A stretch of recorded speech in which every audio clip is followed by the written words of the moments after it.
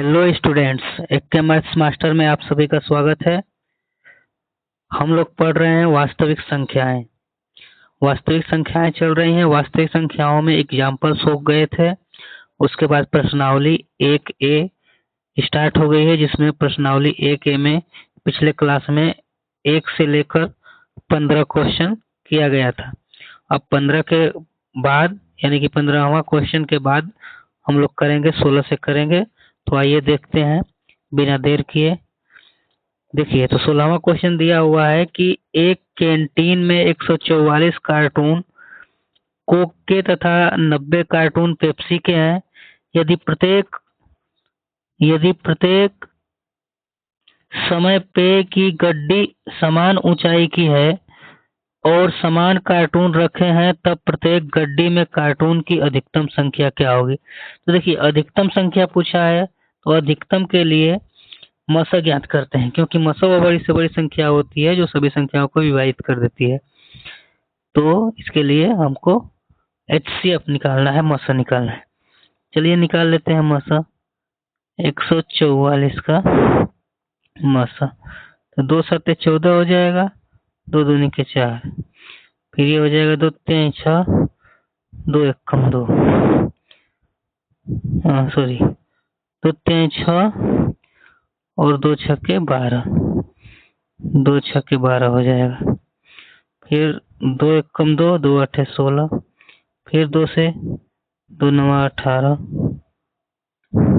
2 9 18, फिर 3 से जाएगा 3, फिर 3 से जाएगा 1 आ जाएगा।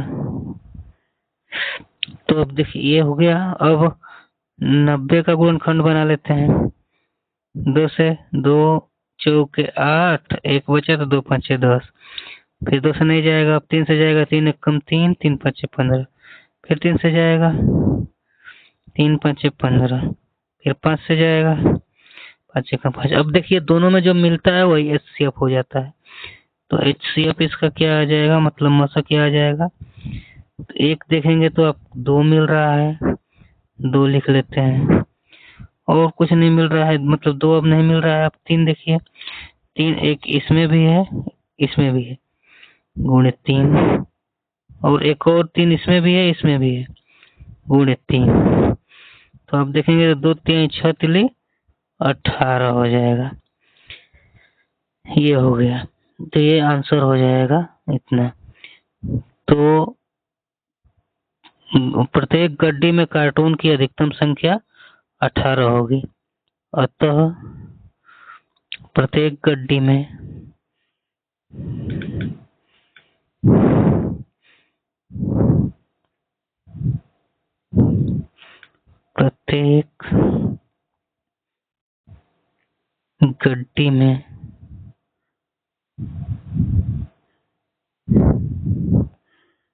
कार्टून की अधिकतम संख्या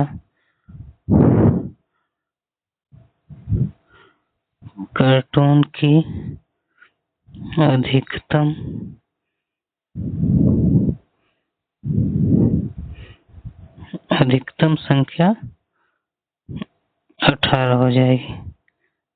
18, ठीक, ये आपका आंसर हो गया। चलिए नेक्स्ट क्वेश्चन पर आगे बढ़ते हैं। अब देखिए क्वेश्चन नंबर 17 दिया हुआ है। एक फल विक्रेता के पास 990 सेव तथा 945 संतरे हैं। वह इनको एक टोकरी में रखना चाहता है। प्रत्येक टोकरी में 2 फलों में से एक फल सम संख्या में लेना है। यहाँ पे होना चाहिए प्रत्येक फल समान संख्या में होना चाहिए। कम से कम कितनी टोकरियों में कितने फल रखे जा सकते हैं। तो देखेंगे तो कितनी टोकरियां लगेंगी और कितने, एक टोकरी में कितने फल रखे जा सकते हैं, ये निकालना है। तो देखिए कम से कम फल रखने, मतलब कम से कम टोकरियों की संख्या हो, टोकरियों की संख्या कम से कम हो, इसके लिए अधिक से अधिक फल रखना होगा। मतलब एक टोकरी में ज्यादा से ज्यादा फल रखेंगे तभी ना टोकरी की संख्या कम से कम होगी। तो पहले अगर फलों की संख्या निकालनी है तो हमको क्या करना होगा, फलों की संख्या मतलब कम से कम टोकरी लगे, इसका मतलब फलों की संख्या अधिक से अधिक होगी। तो अधिक से अधिक के लिए मसा, तो मसा निकालिए 990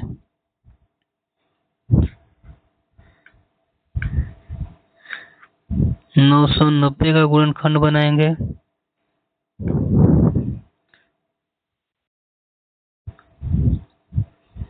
दो, 2 चौके 8, फिर हो जाएगा 2 9 18,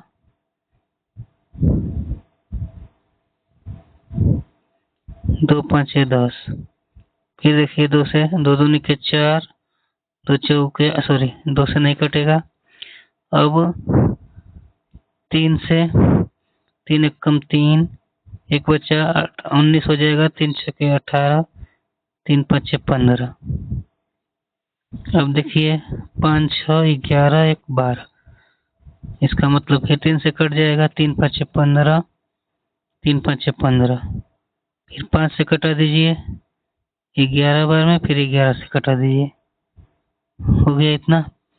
अब 945 का करेंगे।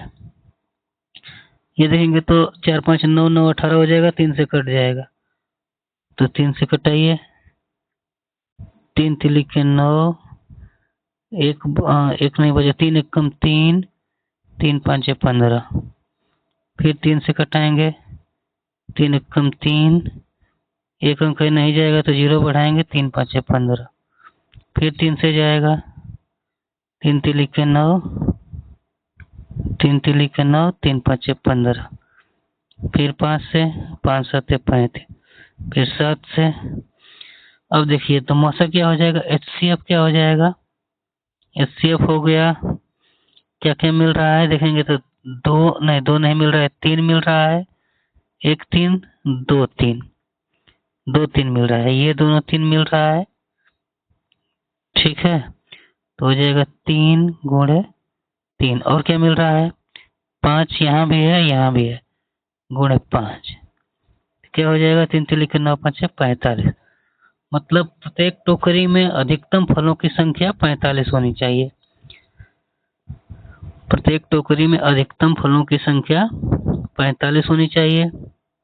अधिकतम फलों की संख्या है ये, अधिकतम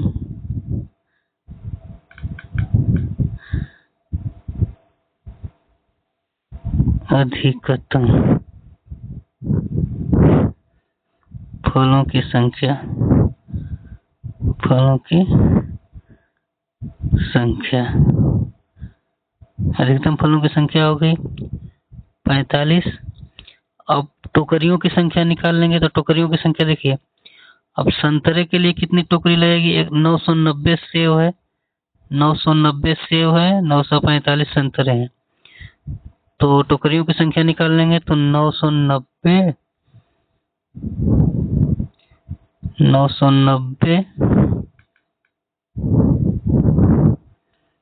और प्लस 945 बटे में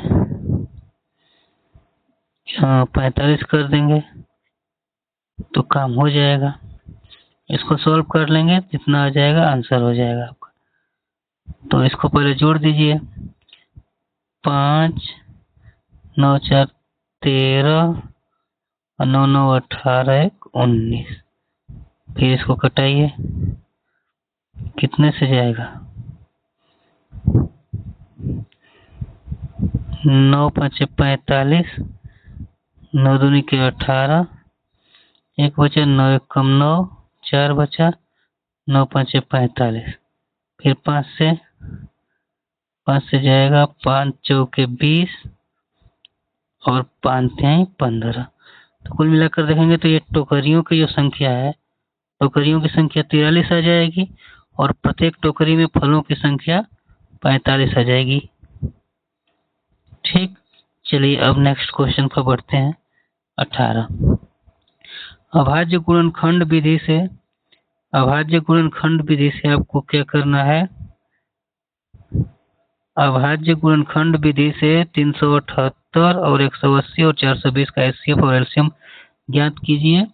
क्या इन तीनों संख्याओं का LCM HCF, LCM गुणे HCF तीन संख्याओं के गुणनफल के बराबर है।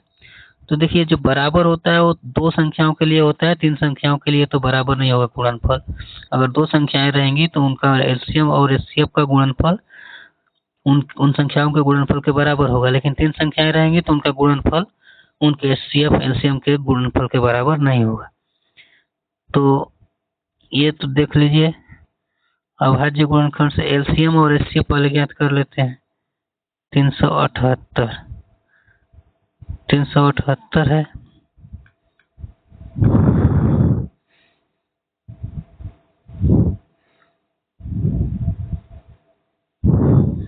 ये देखिए,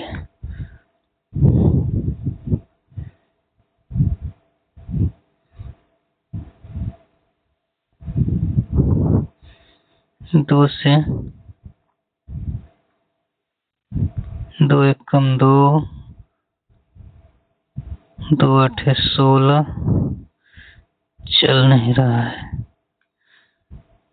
2 8 16 और 2 9 18, 2 9 18, फिर अब 3 से जाएगा, 3 छक्के 18, 3 तिलिके 9, फिर 3 से जाएगा, 3 दूनी के 6, 3 एकम 3,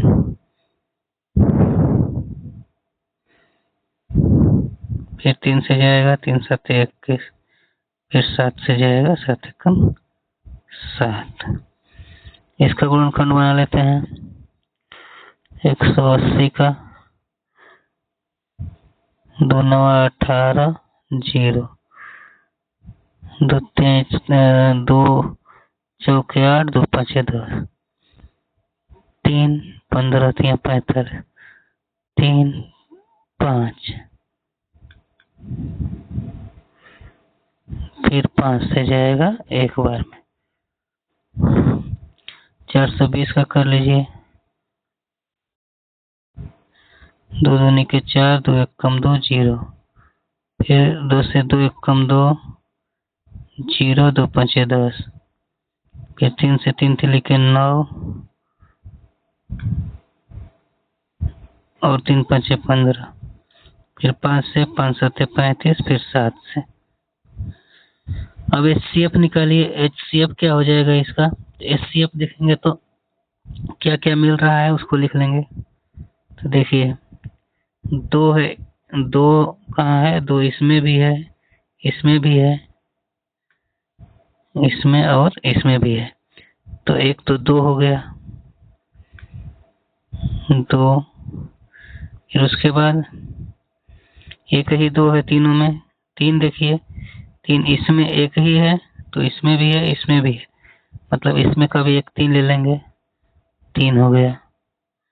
फिर उसके बाद 7 9 5, अब कुछ नहीं मिल रहा है तो ये हो जाएगा 2 तिहाई 6, 2 तिहाई 6 इसका जो हो जाएगा एचसीएफ हो जाएगा। 6 हो गया। और इसका अब एलसीएम निकाल देते हैं। एलसीएम, तो एलसीएम क्या हो जाएगा? 6 तो मिल रहा है, वो जो नहीं मिल रहा है वो भी अब लिख लेंगे। 6 तो मिल गया, 6 मिल गया, वो लिख लिए। तो 6 मिलने का मतलब कि 2 और 3 गायब कर देंगे। 2 3 इसमें से, 2 3 इसमें से और 2 3 इसमें से गायब करिए। अब क्या बचा? अब देखिए, ये 3 बचा, तो इसमें का भी एक 3 गायब करते हैं। 1 1 3, तो एक ही 3 लिखेंगे, 3। फिर उसके बाद इसका 3 हो गया एक, इसमें एक 3 है ये वाला, और इसमें नहीं है। अब देखिए, अब 3 बचा है इसमें, अब किसी में नहीं है, तो ये भी 3 लिख लेंगे। मतलब जो मिलता है सब में से वो पहले वो भी लिख लेते हैं, और जो नहीं मिलता है जो बच जाता है उसको भी लिख लेते हैं। अब देखिए, 3 के बाद 5, 5 इसमें है, 5 इसमें है, तो 5 एक बार लिख लेते हैं। और 7 भी देखिए, इसमें भी है, इसमें भी है, तो एक ही बार लिखेंगे, 7 लिख लेंगे। कुल मिलाकर अगर यदि इनका गुणा किया जाए, ये गुणा रहेगा यहाँ पे, मतलब कि 3 गुणे 5 गुणे 7 ये रहेगा। तो इसका अगर गुणा कर देंगे तो गुणा करने पर आपको आ जाएगा 3780। आप चेक कर सकते हैं, आप गुणा कर लीजिएगा 3780। तो इसका एचसीएफ इतना आ गया, एलसीएम इतना आ गया। लेकिन इनका अगर इन संख्याओं का, इन तीनों संख्याओं का अगर गुणनफल करेंगे तो इन दोनों के गुणनफल के बराबर नहीं आएगा। ये बस जो होता है दो संख्याओं के लिए, पहली संख्या गुणे दूसरी संख्या बराबर लसा गुणे मसा होता है। दो संख्याओं के लिए बस होता है एचसीएफ। ये जो होता है सूत्र, ये बस दो संख्याओं के लिए काम करता है, ज्यादा के लिए नहीं। तो ये हो जाएगा। चलिए अब नेक्स्ट क्वेश्चन 19, क्वेश्चन नंबर 19 पे बढ़ते हैं। आज बस 20 तक क्वेश्चन करेंगे हम लोग। देखिए 19 में क्या कह रहा है। अभाज्य गुणनखंड विधि से 256 और 36 का एचसीएफ तथा एलसीएम ज्ञात कीजिए। साथ ही सत्यापित कीजिए कि इनका गुणनफल जो होता है, इन संख्याओं का गुणनफल और एलसीएम और एचसीएफ का गुणनफल बराबर होता है, दो संख्याओं का गुणनफल के बराबर होता है। तो पहले भी ऐसा कर चुके हैं। चलिए पहले एचसीएफ और एलसीएम ज्ञात कर लेते हैं। तो 256 का गुणनखंड बनाएंगे। 256 2 एक कम 2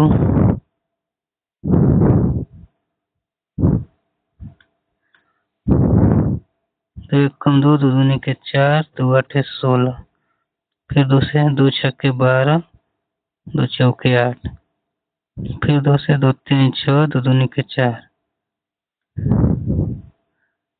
फिर 2 से 16 बार में, फिर 2 से 8, फिर 2 से ले जाएंगे तो 4 आ जाएगा, फिर 2 से ले जाएंगे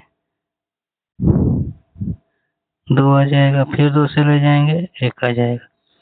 अब 36 का कर लें। 2 एक कम 2 2 आठे 16 2 9 18, फिर 3 से 3 तिली के 9, फिर 3 एक कम 3। तो एचसीएफ कितना आ गया। एचसीएफ इसका देख लीजिए, जो मिल रहा है इसमें 2 है, इसमें 2 ठो 2 है, तो 2 गुणे 2, उसके बाद क्या मिल रहा है 3 3 तो नहीं मिल रहा है, बस तो यही हो जाएगा 2 दूनी के 4 4 हो गया एचसीएफ। और उसके बाद एलसीएम देख लेते हैं। एलसीएम एलसीएम कितना हो जाएगा। तो 4 तो हो गया एचसीएफ का, गुणा कर देंगे, जो बचा रहेगा वो ले लेंगे इनको छोड़कर। तो इनको छोड़कर क्या बच रहा है 3 दो बार बच रहा है, 2 अभी 1 2 3 4 4 बार बच रहा है। 4 बार 2 दूनी के 4 दूनी के 8 दूनी के 16 लिख सकते हैं इसको। और 3 दो बार बच रहा है, 3 तो लिख के 9 लिख सकते हैं। तो 9 चौके 36 गुणे 16, 9 में 4 का गुणा पहले कर दिए, फिर 16 में 36 का गुणा कर दीजिए, या फिर ऐसे कर दीजिए, आसान हो जाएगा। 4 गुणे 16 9 144, फिर 4 का कर दीजिए, 4 चौके 16 4 चौके 16 117, 4 एक कम 4 1 5 576। ये हो गया एचसीएफ 4 और एलसीएम 576। चलिए अब आगे बढ़ते हैं नेक्स्ट क्वेश्चन और लास्ट क्वेश्चन। अब देखिए क्वेश्चन नंबर 20। क्वेश्चन नंबर 20 में दिया हुआ है कि दो संख्याएं 2 संबंधित 3 के अनुपात में है और उनका लसा 180 है। इन संख्याओं का मसा ज्ञात कीजिए। तो देखिए दो संख्याएं अगर 2 और 3 के अनुपात में है तो मान लीजिए कि दो संख्याएं 2x और 3x है। तो 2x और 3x का पहले एलसीएम निकाल लीजिए। तो इसका एलसीएम क्या होता है, जो मिलता है वो लिख लेते हैं, तो मिल रहा है x मिल रहा है, जो बचता है उसको भी लिख लेते हैं, तो x दोनों में है तो x हो जाएगा। तो जो बच गया इसमें 2 बचा और इसमें 3 बचा, ये हो जाएगा एलसीएम। और ये एलसीएम जो है 180 एलसीएम के बराबर है, ये भी तो एलसीएम ही है। अब देखिए x बराबर क्या हो जाएगा, 180 और बटे में आ जाएगा 2 6 बटे में आ जाएगा, तो x बराबर हो जाएगा 6×3 = 18, 30 हो जाएगा। तो ये x का मान 30 आ गया। हमसे पूछा है कि इसका मस्सा ज्ञात कीजिए। तो अच्छा, x का मान जब 30 आ गया तो संख्याएं ज्ञात कर लीजिए। संख्याएं हैं 2x और 3x, तो गुणा कर दीजिए। 2x और 3x है तो 30 का गुणा जो है 2 में कर लेंगे एक बार, तो हो जाएगा 60 और एक संख्या हो जाएगी 3×30,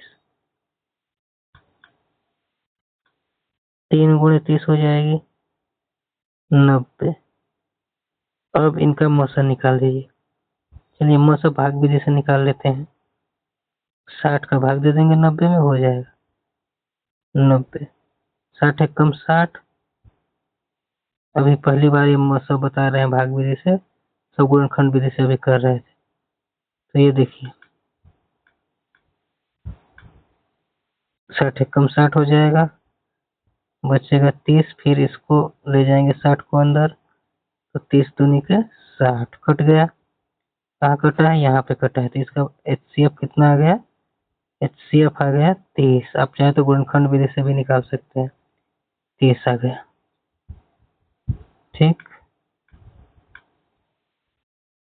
30 ये हो गया HCF 30 है।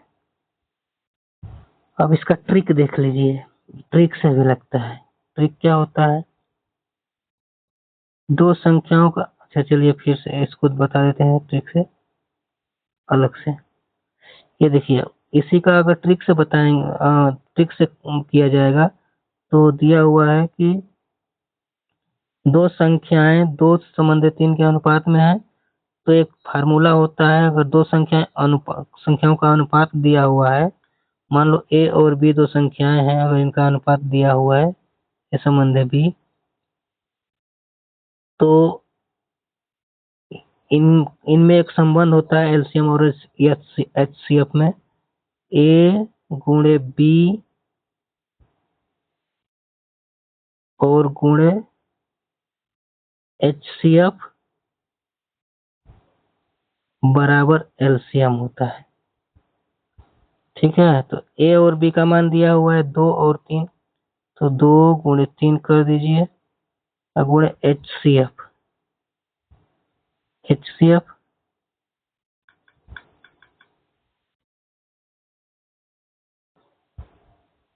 बराबर एलसीएम, एलसीएम दिया हुआ है 180, तो HCF बराबर क्या हो जाएगा, 180 बटे में 2 और 3 इधर आ जाएगा, 2 और 3 मतलब कि 2×3 = 6, कई बार लिख लेते हैं 6 आ जाएगा, 6×3 = 18, 30 आ जाएगा। ठीक, तो इसका HCF कितना आ गया, 30 आ गया HCF। तो ये क्या है, ये जो है ये एक तरीका हो गया, और ये क्या है, एक ट्रिक है। ट्रिक